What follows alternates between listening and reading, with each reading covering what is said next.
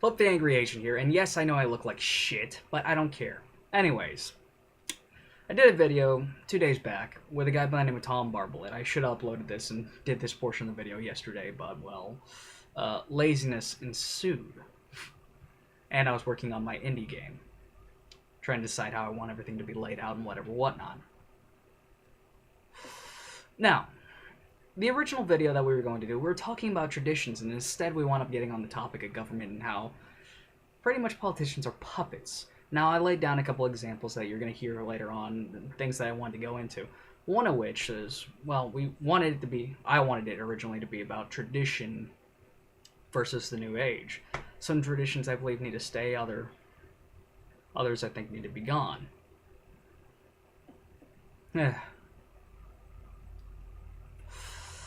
As you're going to see and understand in the video.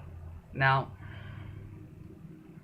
let's talk about Tom for a moment. Tom, I don't know exactly when he decided he was going to subscribe to me, but he on my other channel, Bullet Shogun, which is quite ridiculous when looking back at it now.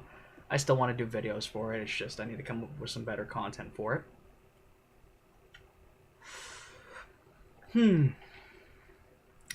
Now, he subbed for me through that, and I did a video about something that had happened to me. Some guys tried to rob me, and the only thing that I think saved my life was a brick that I found, where I beat the shit out of somebody with it.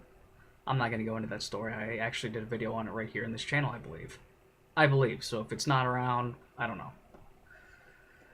He stayed sub for me. He didn't mention anything in the video. He just kind of laid back, and then I did another video on this channel, Flip the Angry Asian, where I talked about economic news, and he pointed out something that I was actually wrong about. And that's that gold prices were going down. For a while they were going up, and I think that they're going up again. I'm not quite sure. I haven't looked at it for a while. But for a while they went back down, and that was because the economy was slightly improving. He mentioned that, and we started talking back and forth. And through talking to this guy, I'm beginning to think that there's absolutely nothing I can say that he doesn't already know the answer to. And he has this gift for analyzing things on such a high level that I would need a lot of practice to. Damn speakers. So he examines... Damn speakers. So he examines things on a large level. I mean, a lot larger than what I do. I mean, I get to the nitty-gritty of things, and he goes down to, like, the smallest portion of it. Me, I'm just base ideas, whereas he's down singular, down below, to each every little individual idea. Now, a few things that we wound up going into that I think might have been misunderstood between the two of us. One thing that I mentioned was when dealing with women in courts and things of that nature. Well, a lot of feminists we want to be independent women and have our own free choices. And I can understand that, and yet they want to be treated just as equal as men, and yet a large portion of the time, whenever you punch a woman, if you get in a fist fight with a woman, no matter what the deals may have been, the guy's going to be the one who usually gets looked at badly. Now, through the court of laws, Tom mentions in the next portion of the video that you're going to see, he explains that, well, the police are going to look at whatever, and the main assailant is going to be the one who gets pulled off, but through social constructs, usually the woman's let off no matter what.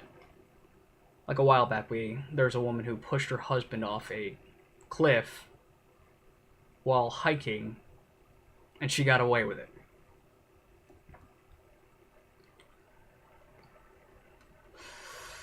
Whew. And a lot of these feminists do want special treatment because they're women. I mean, you listen to a lot of what these feminists will say. I remember Dianne Feinstein. Women can't defend themselves with guns, and yet I take my ex-girlfriend out to the range, and she outshoots me that day. And I've been going to the range for a couple months at that time period. Never shot a gun in her life. Outshoots me that day. That was really damaging to my manhood. So it's really just giving you an intro to some of the things that I wanted to cover in the topic, and as well as Tom Barbalet.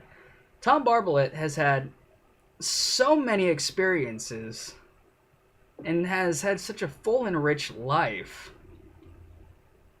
I mean, if I compared my life to his, is like my life up to the point where he's my age now, 22, almost 23. I still haven't even scratched the surface of what he's experienced up until he was about 22, 23. I turn 23 next month. Now, he's an amazing guy. He's very intelligent. I so far haven't found anything where I could look at him and just go, no, I disagree. But I'm sure that that day is going to come eventually, and that me and him are going to be able to agree and disagree politely, which is something that I don't get out of a lot of people in the YouTube community, which is something that I really just don't like. So many people are just so stuck up their ass with their ideas and beliefs, and here in this video, he actually makes me question a few of the things that I believe, and how I want to go about thinking about things.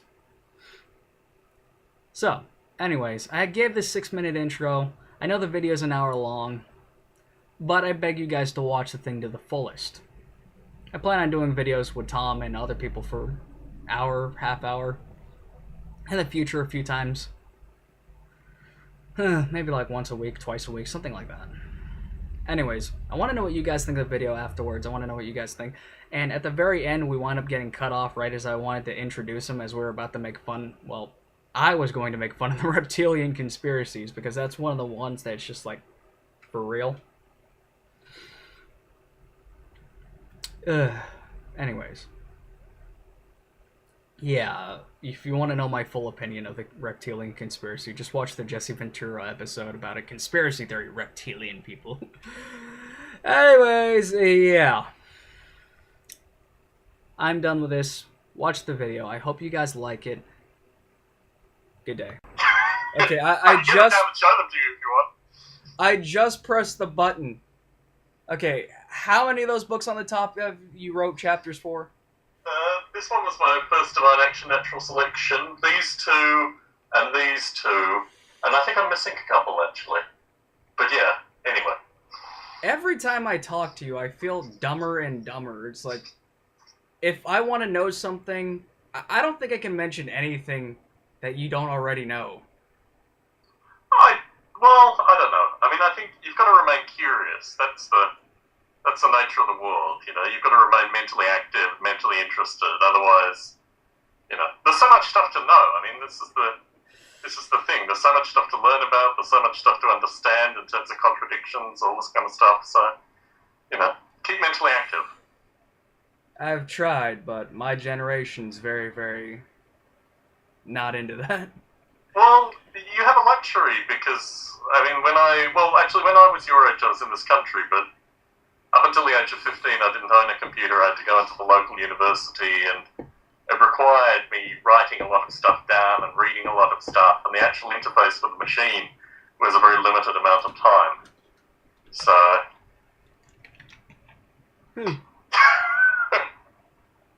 My generation versus your generation. My God. Well, there's certainly plenty. I mean, this? you know, there are plenty from both generations that we shouldn't really affiliate with. So I don't necessarily know whether it's a generational thing, but yeah, keeps me off the streets. I am just awestruck by how intelligent you are. It's just like, it blows my mind. It's like being hit with a brick wall damn near every single time I talk to you. Well, I don't think it's. I mean, my view is that there are things that I've done. I don't think in terms of natural intelligence. You know, I've just used what I've had, and I've used it to get out of certain predicaments I found myself in, and now I find myself talking to you. So, I think everyone is given a certain amount of tenacity, and you can choose to use that tenacity to, you know, learn stuff, or sit in front of the television, or do a variety of things, and I've just tried to use that tenacity to have some degree of understanding. Like, my tenacity recently has been away from the YouTube videos and been trying to learn the codes for these different video game making programs. Oh my God. Yeah, Yes. I'm now officially an indie game developer. I've got all the programs that I need. I do have a few resources that I still require in order to finish up what I'm doing, but So historically, I used to give people such as yourself a membership to the International Game Developers Association because that used to be a really good way of kind of networking with other game developers and kind of getting a perspective on the industry. And I don't mind getting you. In fact, I will now I've said it. But I'm not really sure what the International Game Developers Association is anymore, although I continue to remain a member and continue my dues, basically. But it gives you some degree of insight into the industry. we'll talk And about that certainly, off cam. certainly. Anyways, yeah. Well, I wanted to do a video with you about the way things are now versus the traditions of old. Like we see within the past 50 years, especially, and within that 50-year time span, 25, and within that 25, it seems like maybe it's because I've been most aware within the last 10, just traditional values have been going down and people have been embracing new ideas. Some of which I find to be okay, yeah, I can understand that. That sounds like a great idea. Other which is like, maybe we should look to history and see how that worked well, and you'll understand why I'm against it. Well, the concept of traditional values is an interesting thing. So, what we consider traditional values have really only existed, some of them in the past 20 years, some of them in the past 50 years. But when people say traditional values, particularly in this country, they mean a wide variety of things that, some of which can be linked back to tradition, but some of them come from, the mid to late 80s. So, when you say traditional values here, I'm not really clear what you mean, so it might be good to give a definition associated with traditional values in this context. Okay, one idea of traditional values, like the woman stays at home, the man goes out and works so many hours. Gay marriage is a no-no. Gays in general, whatever, whatnot. Me, I personally don't have any care if someone's gay or whatever. You do feel It used to particularly be- strongly about abortion, however, which is an against interesting it. case in fact. Yeah, I'm a conundrum of different thoughts and opinions. Like, most people think I'm just insane by how I view things, but no, I'm just a mixture of different views and opinions compiled into one unique setup. But another thing was, like, I was talking to some people about a recent TYT video that they did was, they were talking about Adam Lanza, that guy who went nuts in, can't remember if it was Sandy Hook or Newtown, Connecticut. God, my brain's all scattered with all these recent shootings. It's Sandy Hook. Yeah. Yeah. They had pictures of him when he was a baby. He's in these this little camo outfit. I mean, he looks like a little itty-bitty soldier. He's got an ammo belt for, like, your fully automatic machine guns. A couple rifles in the background. He's got a gun, and he's teething it.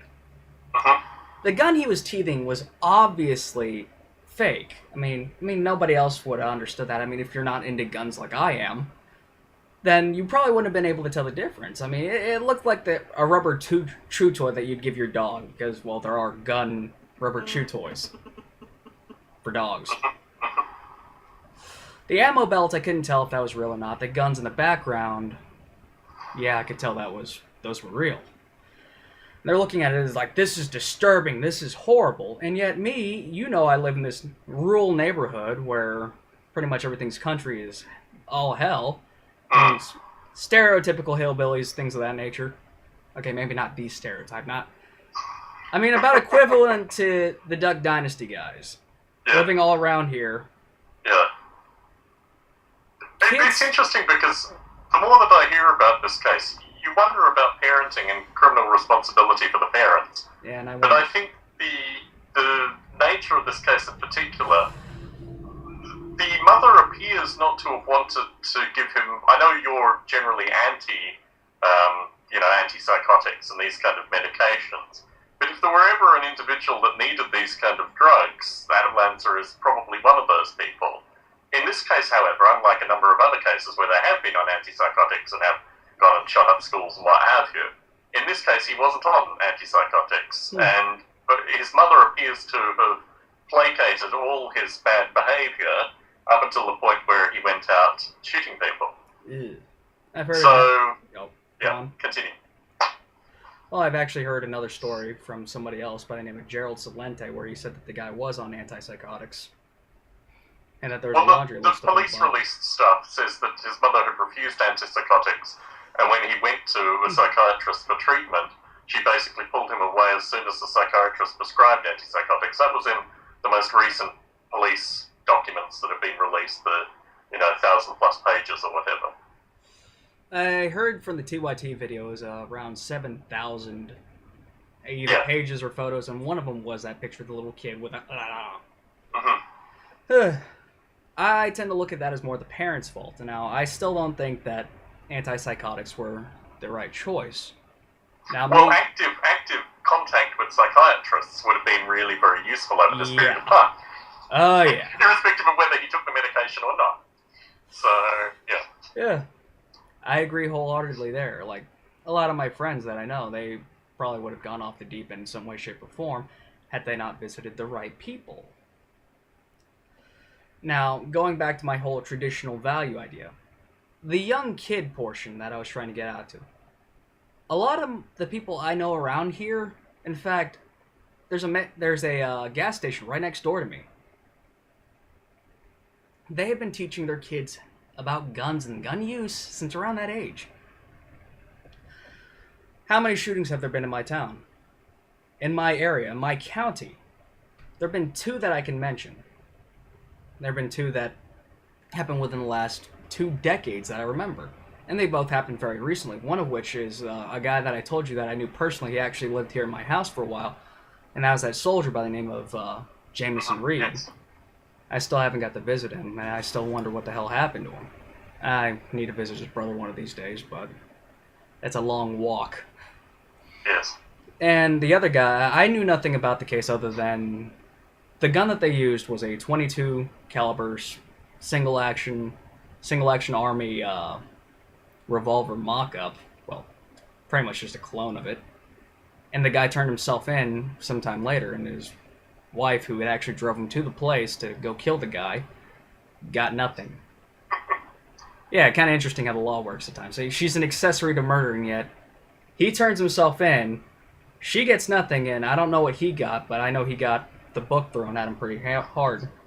Well, there's the getaway driver law, where basically if you're in a car, or if someone is in a car, and they have a getaway driver to, say, for example, a gas station robbery, and if the person in the gas station killed someone, then the getaway driver is just as responsible. So it does seem an interesting application of the law, since that is, Yeah, that woman's still walking the street. Yes. So, yeah, it's a bit odd to me. But, of course, you also got those bargains that people can do in the background where they talk about, if you testify against this person, we'll let you off with this. She might have got probation. I'd have to look into the case again. But it happened in the town where my ex-girlfriend was living, which was a couple miles outside of my town. Little itty-bitty podunk. Nothing really going on in that town. Couldn't even get good internet out there. I mean, just only dial-up. So, well, that's probably the reason that it occurred, If you have good internet, you don't have good reasons to go shoot people, so... But returning to your idea of traditional values here, if I can frame the question and tell me if I'm off base. The notion is that we are in an ever-increasing flux, ever-increasing change, basically, that we're seeing through a wide variety of things. The first thing is the internet. The internet provides an ability for people to communicate far more rapidly and throw ideas out and do it on an international scale where they can communicate with a wide variety of people that they've never been able to do so historically, which gets basically the individuals within the broader community in an active dialogue that they have to participate in, not like the dialogue that they engaged in with the traditional media.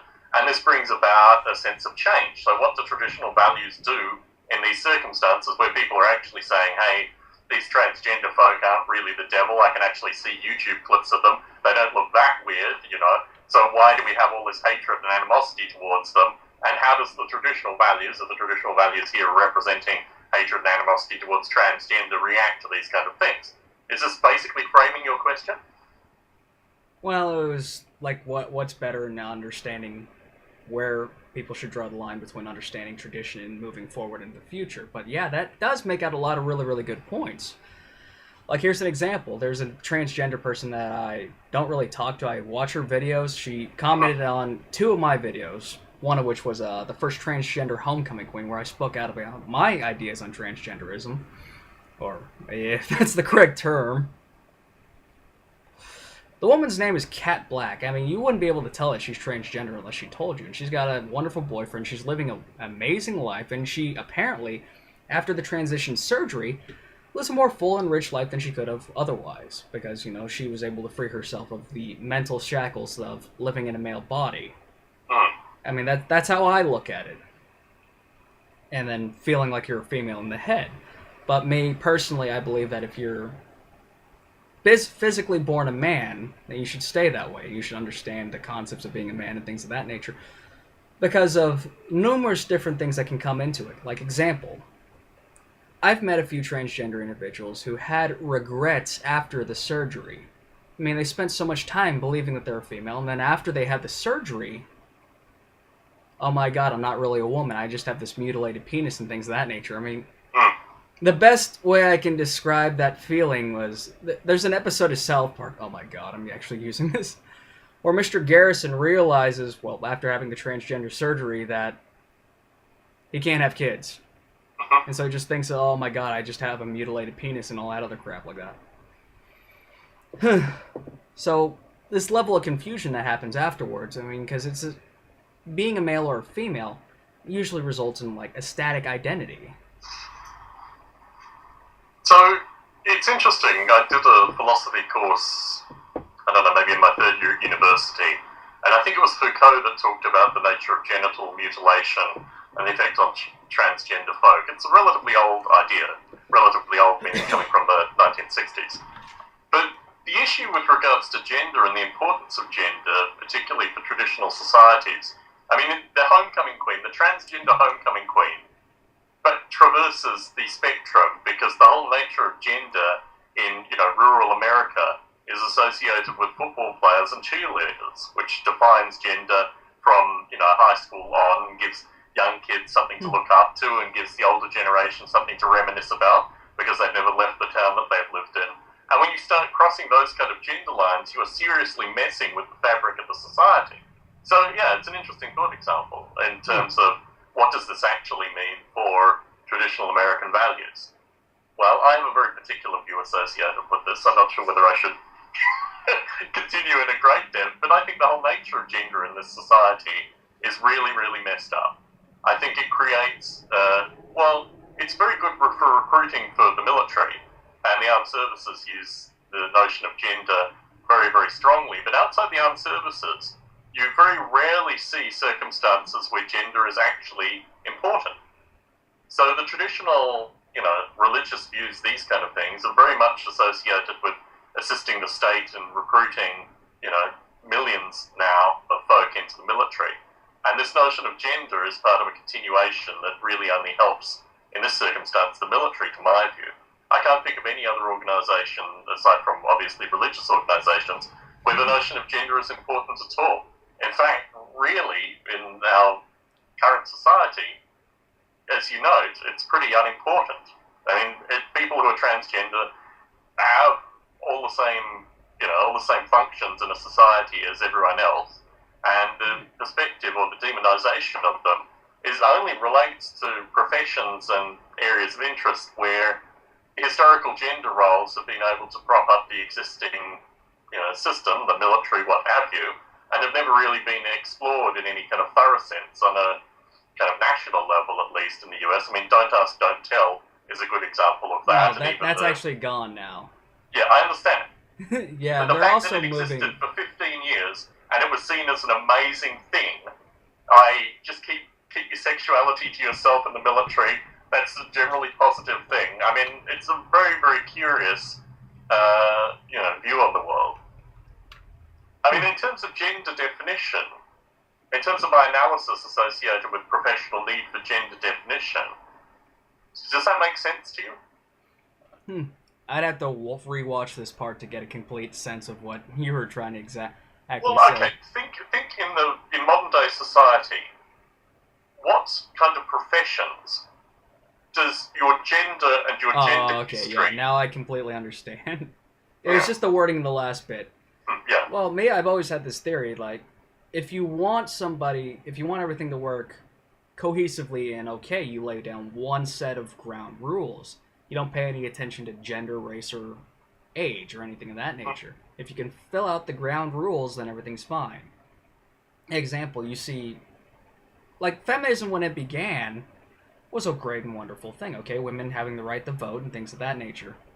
Women being able to get out of the house and work. I mean, some of the things that came about that, which I'll discuss in another video, maybe another time, weren't the greatest, but women being able to have the exact equal rights as men, which still not entirely there, is a great idea. But then you look at it now, a lot of these feminist groups are asking for special treatment of women. Like, example, a woman's supposed to be, how do I say it, independent and all that other wonderful things, and yet you're still not allowed to hit them. Now, me, my idea of ground rules, laying the rules flat, hitting a woman wouldn't be any different than hitting a man. Just as the woman hitting a man wouldn't be different as if the woman hit another woman. That's my idea of doing things, laying the ground rules. But if you look at domestic violence statutes, the ones I've looked at are in California and Nevada, places that I've traditionally lived, but domestic violence statutes make no claim with regards to gender. What you're talking about here is a social norm that has been established because men have historically been the aggressors against women, and then you have this social norm that says that men shouldn't strike women, which I think in general is probably a very positive social norm.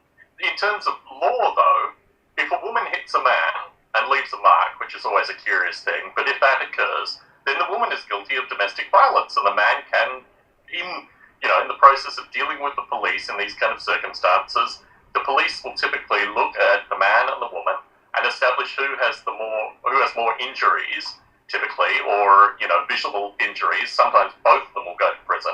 But what happens typically is that the aggressor, irrespective of gender, will be the one who is immediately arrested. There's no law that says that men shouldn't hit women or women shouldn't hit men in that context associated with gender. The law is, in any circumstance of domestic violence, the police make an assessment associated with who is the aggressor. If both parties are aggressive, then both parties get arrested. If one is the aggressor, then the one who is the aggressor gets arrested. And that's the law. That's the law, but that's not how things are done through social constructs. Yeah, that's a separate issue. I mean, my view is that if you are in a circumstance where you need to strike anybody, you probably need to think about the circumstance that you're in. Now, if you walk down an alleyway, as you have done, and you're in a point of confrontation, then you're in a point of confrontation through that. But in your general day-to-day life, and particularly as an adult, irrespective of the circumstances that you're in, you should always be mindful that if you have to use aggression in your circumstances, then you probably need to remove yourself from those circumstances. Precisely. So, yeah, I don't see the gender issue within that. I mean, the thing that I find curious associated with feminism as a concept is how much ground the feminists have been willing to give. Well, the notion is there such a thing now as feminism? Which I think is a far broader question. If you look at feminism as it existed in the 1960s, even the suffragette movement, 19-teens getting the vote, what have you, they had very well-defined views that were part of a logical progression, but somewhere through the 1970s, 1980s to today, a lot of that logical progression stuff has been completely eliminated, and this is why you have the divide with regards to salaries and a wide variety of other constructs that have occurred basically because at some point, I feel the same way with regards to civil rights, at some point, the civil rights leaders, as the feminist leaders, decided to make compromises. They were basically comfortable in their own circumstances, and the progression which had been charted up until that point kind of trailed off and now has dipped back in a wide variety of ways. Yeah, and I see that with a lot of civil things too. Like, example, me being a minority, that alone gives me a higher chance of getting special government funding or whatever, whatnot. Like, we see things like that all the time. Yes. My question to you is, why aren't you exploiting it for as much as possible?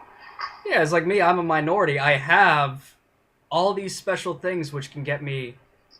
if I was to go on welfare right now, I could probably make more than the young girl who's feeding her kid by herself that works up at the gas station up there, I could probably make more than her in a month just off welfare.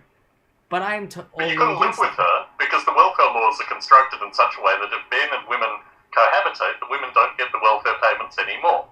I mean, this comes from the 1960s, but it's a very, very strange law. Yeah. The whole nature of the kind of welfare mother in terms of having children, all you need to do is change the law that basically either you modify the welfare or you allow a man to be in the environment as well, and you would change the social fabric. You'd probably actually reduce the welfare benefits over periods of time. It really is very, very curious.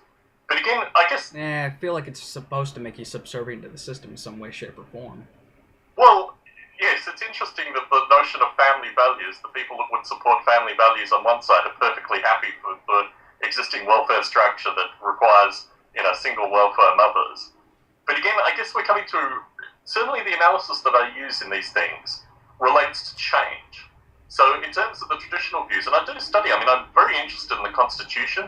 I'm interested in folks who are constitutionalists because I think it's a very interesting mindset, particularly associated with state migration. This idea that you're supposed to end up in a state where you agree with the majority of the stuff that's in the state is a very interesting idea. The problem is that the states have kind of aligned themselves in such a way that on a wide variety of issues, you can't actually find states that agree with you sufficiently. So you just end up where you end up, basically, if you feel that you have an ability to migrate between states. And when I first lived in this country solidly in 1999-2001, I travelled around by train exclusively because the flights that I'd been on leading up, I'd flown for about 3 months solidly before getting here, and I'd had my language stolen. I had my luggage stolen, I had a wide variety of things happen to me. So I decided to only travel by train when I was in the US for this 18-month period. Through that period of time, I met a lot of people in my travels, and they were always really amazed that I'd been able to move to Silicon Valley, California, whereas it took so much effort to get from Australia to Silicon Valley in terms of just working, whereas anyone could have gotten on a train here and actually gone to Silicon Valley if they had the mindset that they actually were free to move within the country. So, yeah, if there's one seed idea that I like to give to people, it's this notion that the problems that exist where you are don't necessarily have to exist. You can move yourself from where you are. Sure, it takes time, it takes energy, it takes savings, it takes motivation. But doing that within this country is considerably easier than doing it to get to this country, basically. Okay. And it does take a little bit of sacrifice, like, let's say, a pothead in Colorado, because it's legal there now. There's some issues with law or whatever, and they decide to move to Missouri, you gotta give up the weed. There's no way a pothead in Colorado is going to be leaving Colorado. If you've made your life smoking weed, there's no way you're going to leave a place where it's legal to a place where it's illegal. It's not going to happen. Oh, God. It's the pothead in Missouri that needs to move to Colorado. I think that's the idea. Yeah, one of my friends actually wants to move over to Colorado just so he can grow a business. Exactly. You should encourage him. Well, the problem with that is that me and him both don't have the money because actually, even though I don't smoke weed, the amount of times I've smoked weed, I can count on my fingers here. I'm not really all that into it. I mean, I wouldn't be doing reviews like I do with my cigars and my cigarettes if weed was legal all around. But I understand that it's not near as terrible as a lot of people like to make it out to be. Like, I swear to God, there are pictures all over my high school, especially on the counselor's office, of all these different drugs and their effects. And some of them were just blatantly not true, and one of which was, it was an anti-weed poster, and it had this guy crying in a corner, naked on the sidewalk. And it's just in black and white. And it's like, I never see that with weed. And you hear these people who like to talk about how much they know about weed and how horrible it is, and they said that you're going to rob a 7-Eleven if you're high off weed. I've only heard of one robbery involving marijuana, and I was actually there when that happened. And this is what happened. A guy, high out of his mind, walks into the gas station, goes back to where the liquor section is, comes out, tries to leave with a bottle, like 20 some odd ounce, like, you know, like big as your 2 liters of some kind of cheap beer. And the cashier's like, hey, you gonna pay for that? Guy just looks over, you know what? Yeah. Walks up to him, hands him a $20 bill, and just leaves. Doesn't do any of the extra change or anything of that. Just hands him a $20 bill and just leaves. That's the only time a robbery's ever happened. And when I was at Job Corps, I mean, you're not supposed to have weed or certain types of cigarettes and things of that nature. People would be tense because they're isolated to that little campus. And while you're not allowed off unless, well, you get a ride off, or if you do what I did and just spend your weekends out in the city and just pretend that you're going out on weekend pass when really you're just screwing around the city. A lot of fights happened, and one of the things that would happen is there'd be a guy who'd look for wherever the tension was happening between two individuals, and he'd sell them both weed. That way they go from, I'm going to kill this motherfucker, to, I'll let it go. Yes. Yeah, and as for traditional values in comparison with marijuana, the reason why a lot of people look down on weed now, today, even though it's been legal in the country for a good portion of the country's existence. I mean, the Declaration of Independence was wrote on hemp paper, for Christ's sake. Was because whenever that asshole, I can't remember, the guy who made Reefer Madness, and Enslinger is the drug agent. He didn't make Reefer Madness, but yes, anyway. Yeah, his involvement. Continue.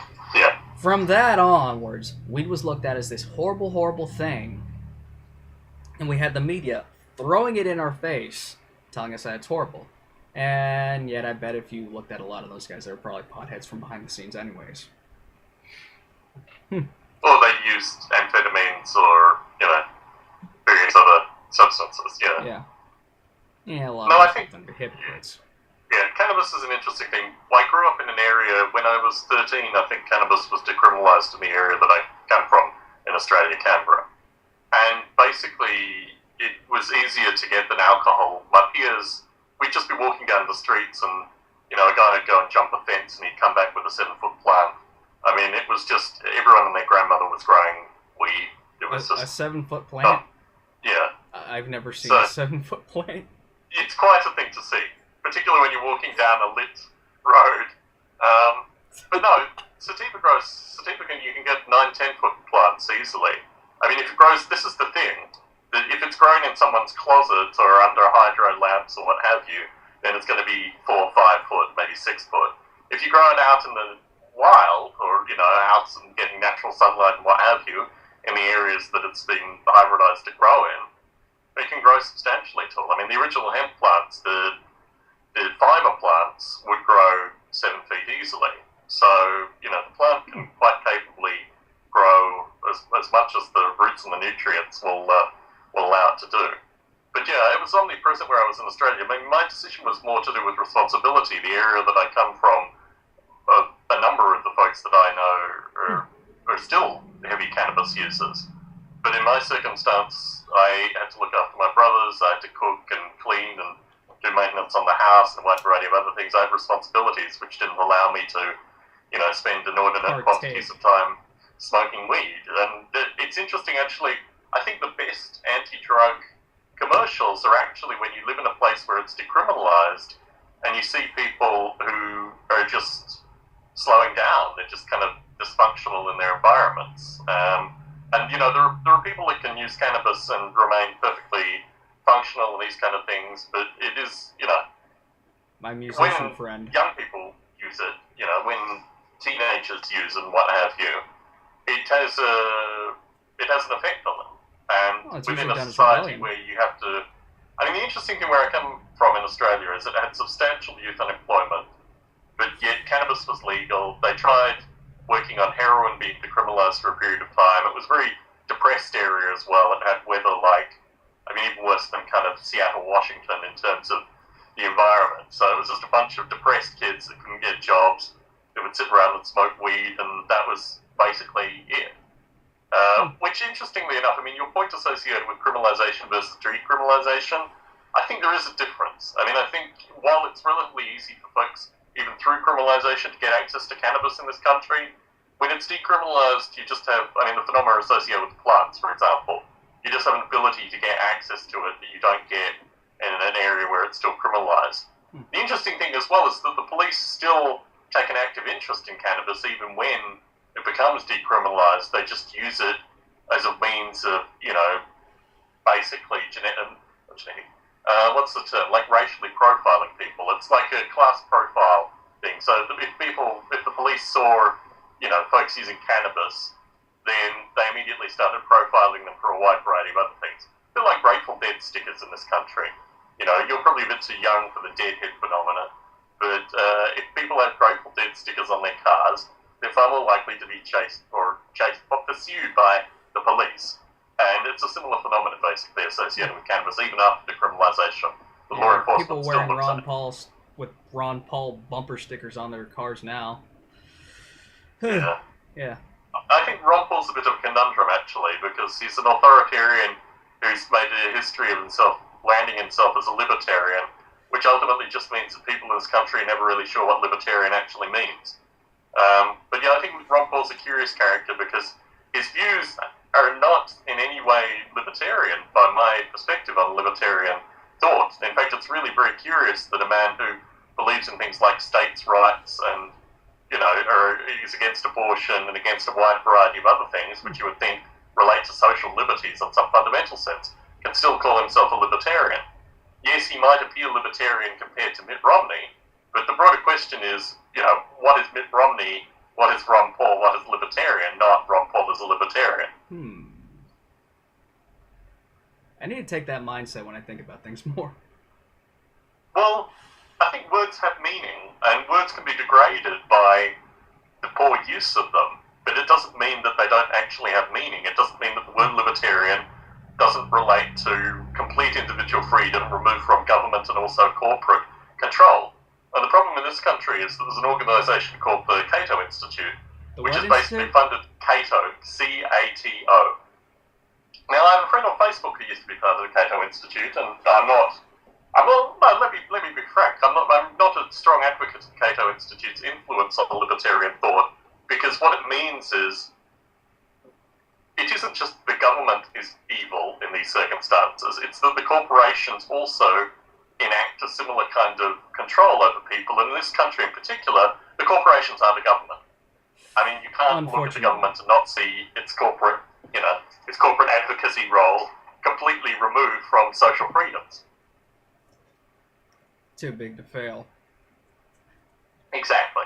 Well, that's just corporate welfare, which is another another issue. One of the things that I absolutely love that Gerald Celente, one of the people who I listen to almost religiously, I mean, I don't agree with everything he says, but I agree with a lot of what he says, is that in capitalist society, there is no too big to fail. If you're a corporation, you fuck up, and you're going to the ground, you're going to the ground. Yes. And that's what I believe should be done. Oh, but what about those people who are going to become unemployed because of this? Unfortunately, that's how the reality of things should work. Instead, well, the people that could have kept their houses, I mean, if the banks had actually been allowed to fail, and if they had actually been allowed to foreclose on their responsibilities, then you'd have an interesting discussion associated with what happens with the people who are in their houses that the banks are trying to kick out. Well, if the banks are illegitimate, then the people should be allowed to stay. Then you actually have an economic uplift, which you don't get through what occurred. The interesting thing associated with that whole process was the role of the police in this circumstance. When I lived in Nevada, the police worked for the banks. Because the police don't collect taxes, they're not paid through the people that live in the state of Nevada, they're paid effectively by the tourists. They exist as an independent entity in these kind of roles, and the banks basically hired the police forces to kick people out of their houses, irrespective of whether or not they were legally entitled to stay in their houses or not. The banks just said this person out, the police went in and did that, and the legal process that's supposed to be used in these kind of things didn't occur. But yeah, the notion of corporate welfare never actually gets back to the people. There's no trickle-down economics associated with corporate welfare, but yet there's a strong advocacy associated with corporate welfare, which just makes very little sense to me. Hey, you just taught me a bunch of things I didn't know. Like the whole thing with Nevada and the banks. Yes. Please. I swear I learn 10 new things every single time I listen to you. Okay, now we should be getting back to the original subject at hand, tradition, embracing new ideas, whatnot. I believe that there needs to be a fine line within personal social, nothing enforced by law, but personal social ideals. Like example, okay, there's a bunch of people trying to bring in a new idea, or at least they think it's new. You look at what their idea is, and you look at how it's worked in the past, and like I was going at with the Adam Lanza gun control idea, people want to start limiting when kids can use guns, for example, because they think, oh, kids are too irresponsible and they don't know how to use guns. Well, I've never heard of a kid using a gun at a young age without the father or a guardian or supervisor of some sort there watching them, making sure that they don't blow their face off. That's one example that I can speak very clearly on. So can I talk to that? Because I think the problem is actually considerably more primary. The first part of that is that you're giving a degree of legitimacy to a quote-unquote debate that is occurring. But what actually is occurring is more like a puppet show. I mean, what you see through the media in this country, but also the whole notion of the way the political system exists here, is just purely a puppet show. It's not actually about...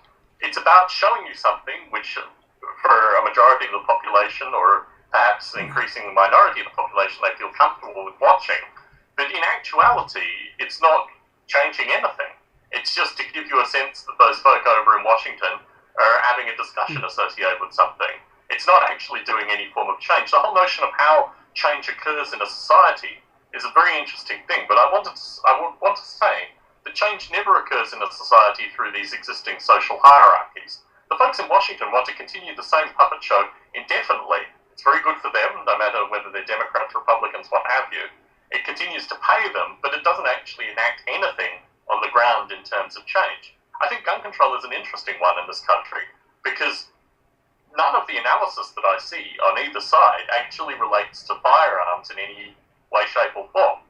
There's this notion of the bad guns, there's this notion of the, bad magazines or clips or whatever they choose to call them at any given time, but there's no nature of, in the case of Adam Lanza, I think a lot of the gun debate actually goes back to healthcare.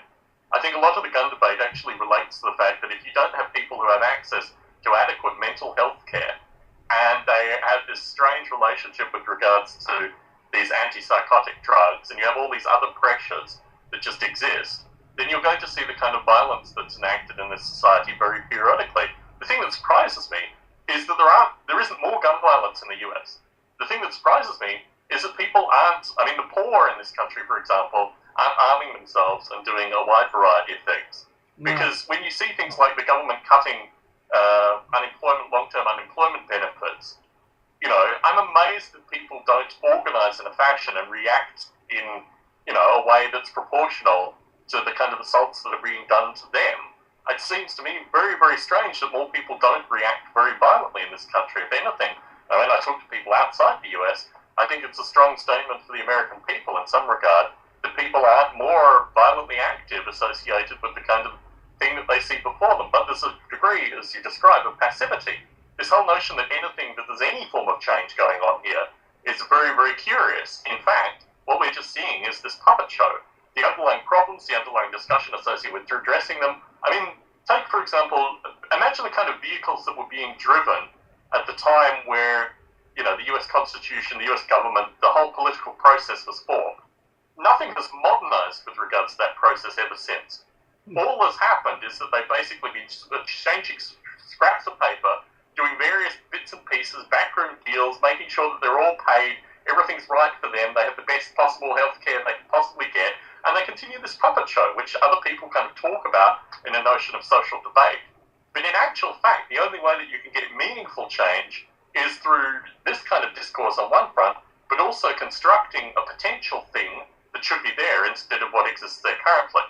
So, for example, the fact that you and I can talk over a computer and you and I can discuss issues and we can have an opinion should mean that our opinions are valued in some degree, but they have no value in Washington.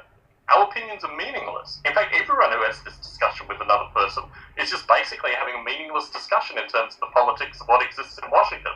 It's very curious that we can exist as individual entities and not have some responsible interest other than voting for these people every 2 or 4 years, depending on how you look at it. So with the vain hope they will enact the kind of change that we need. I think the problem is quite fundamental here, and it relates to the political system. The only way you can address this is by actually talking about what we're doing here in the context of it being completely meaningless and what's going on in Washington, and then start speculating what would the ideal political system look like. So for your viewers, I propose the following. As we interact like this, we could easily vote on these things. So my background is with technology, so I have a certain bias associated with technology. But what happened and what I saw happening in technology through the 90s and through 2000 was this notion of outsourcing. Every single job was outsourced. The professions weren't outsourced, I found very, very curious, particularly politicians. I think as individuals within a society, we should start asking, why haven't our politicians been outsourced? What is the role of these people in Washington? Why can't we as individuals create a process where we vote on ideas, we vote on issues, we talk about them, and it returns to the fact that the individuals within the society have the degree of political control that we have subjugated, passed on, given to these folks who have absolutely no connection with our ideas, and instead create this puppet show, which we can see on our television sets, and don't actually, they're not part of any dialogue, they're not part of any debate. They live in a completely different, completely membranous universe from us. And until we start having a discussion associated with why have we, as thinking people, allowed this to occur, and how can this change in the future, we're going to continue to have this kind of vaudeville-like state where you and I can talk, and we can talk with, tens, hundreds of other people, but nothing actually changes in any meaningful way. It's just a kind of continued puppet show associated with the news media, associated with the politicians, but the whole system has been designed for something that is so far removed from the way we live our lives now in a modern, industrial, computerized society, that it's almost offensive to even really think that what they're doing has got anything to do with what we do. Precisely. But that was quite long-winded, so can you give a very, very short version?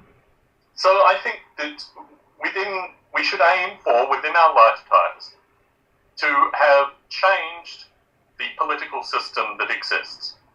And we have technology that enables this change to exist. So independently, if you think about what Facebook has done for social communication, there should be a political, in inverted commas, equivalent of Facebook, where we can vote on topical issues, and we can show that this will actually enact more change than what exists in the political sphere. Now, politicians are not going to move to this system through, the existing way that it is. But there are things that we can show through this kind of technological solution that should actually either enable them to move towards it through a variety of yet uncharted means.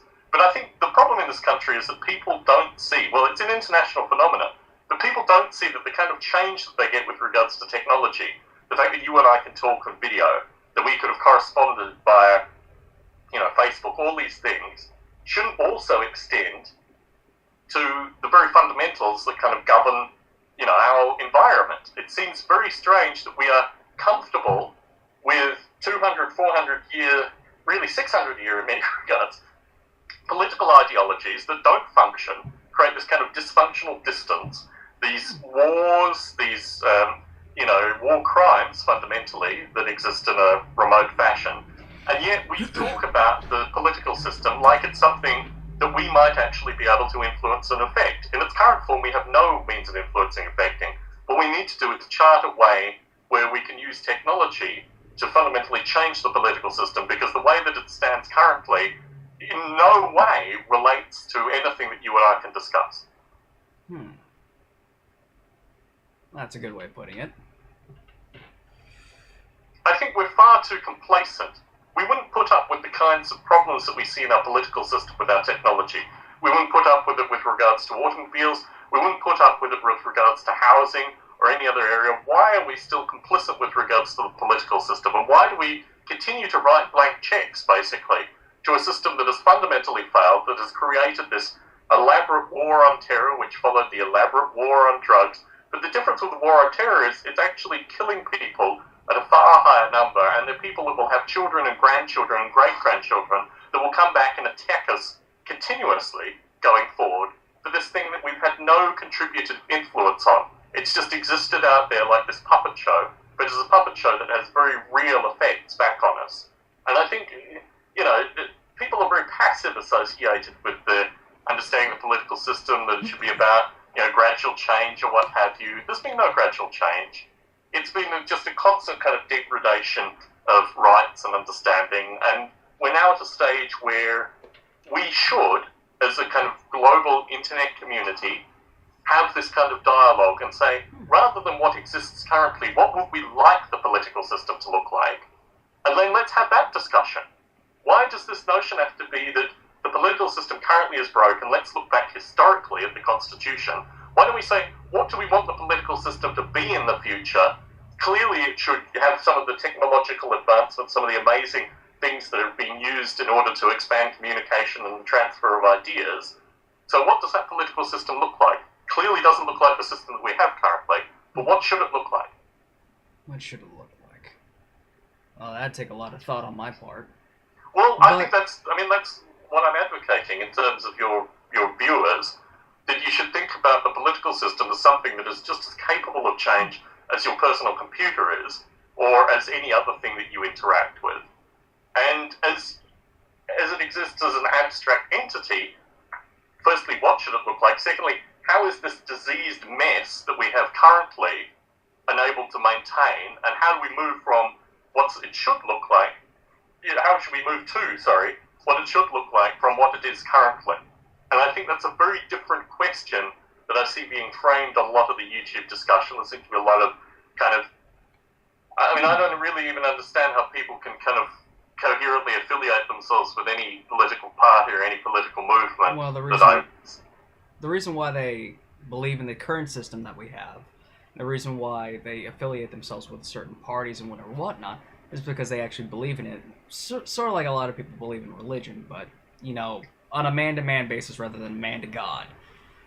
They believe that if they vote for whoever, their way of doing things is actually going to be upheld.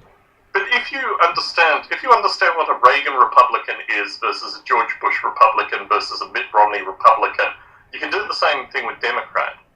They're completely incoherent. The political parties weave through so many different ideas that the notion that somebody has a set of beliefs that is then continued through the political parties is always a very interesting thing. When you actually talk to people, when you talk to fundamentalist Christians, when you talk to creationists, you find that their views with regards to a set of things is actually different than you might have previously gathered. So what you see when you talk to people who say that they're Republicans, well, what kind of Republican are you? Who was the best Republican leader, over the past 30, 40 years? A lot will say, Reagan. What did you like about Reagan's policies? When you start actually working on defined things, the contemporary Republican Party is so far removed from Reagan Republicanism that you start to actually work through these things. But you need to have a coherent understanding of what these things mean. But I found on a one-to-one basis, you're right, it is like religion, because once the one instigator has gone out of the room, it's very easy for people to go back to the warm fuzzy that they get.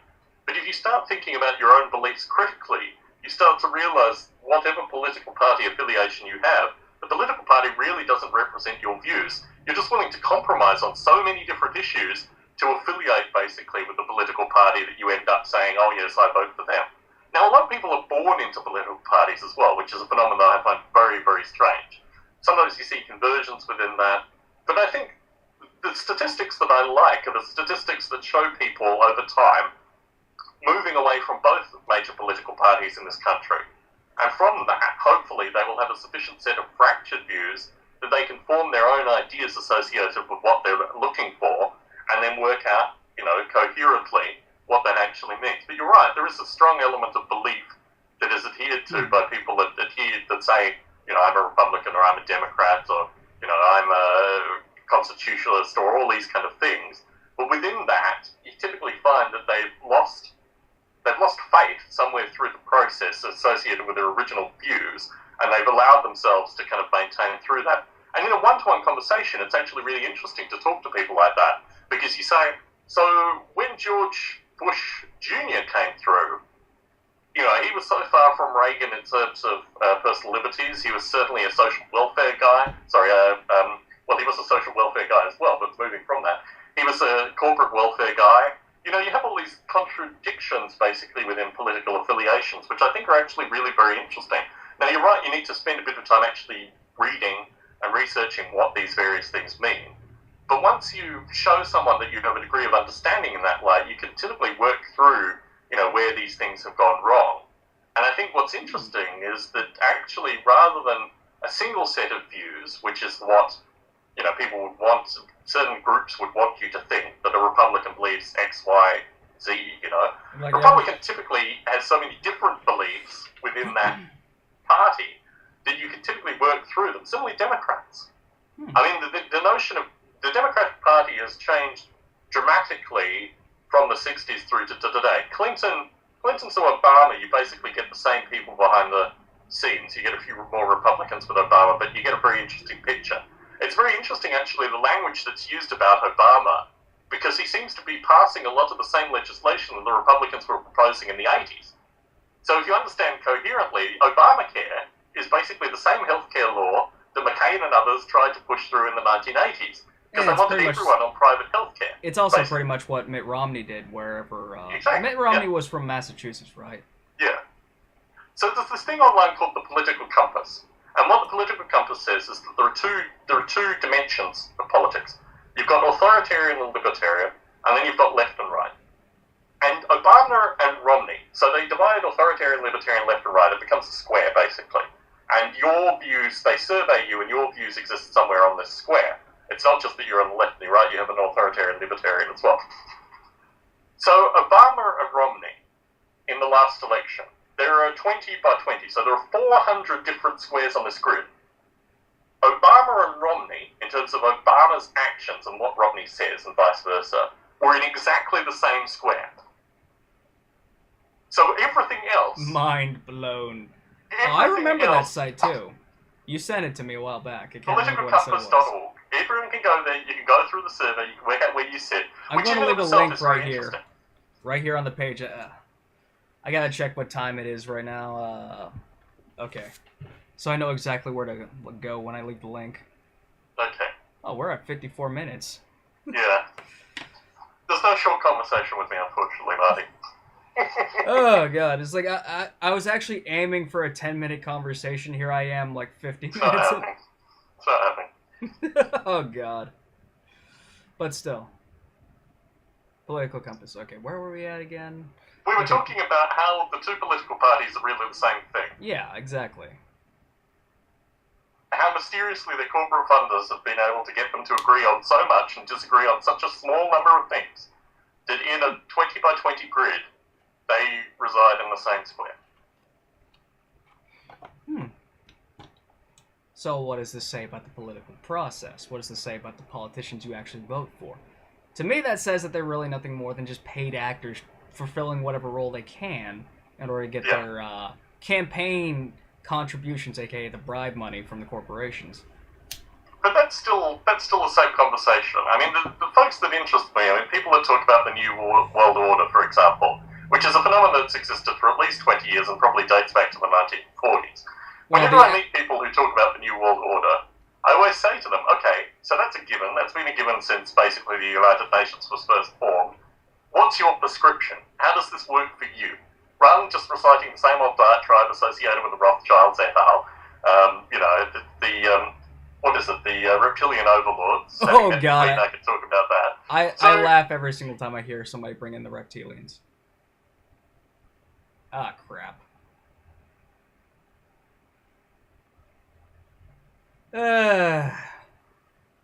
Shit, internet connection problem. There?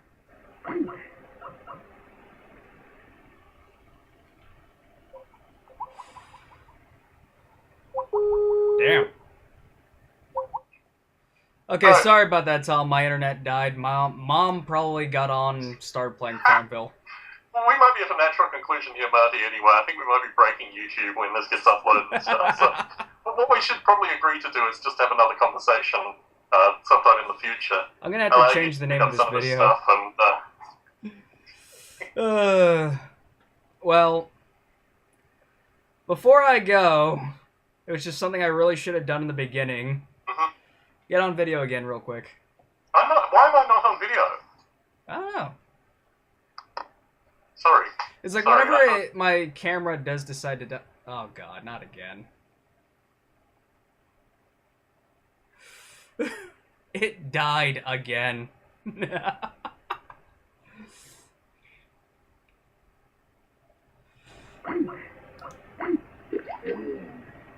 Okay, let me just reboot this really quick.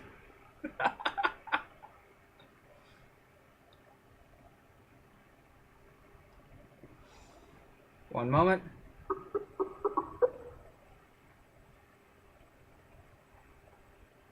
What the hell?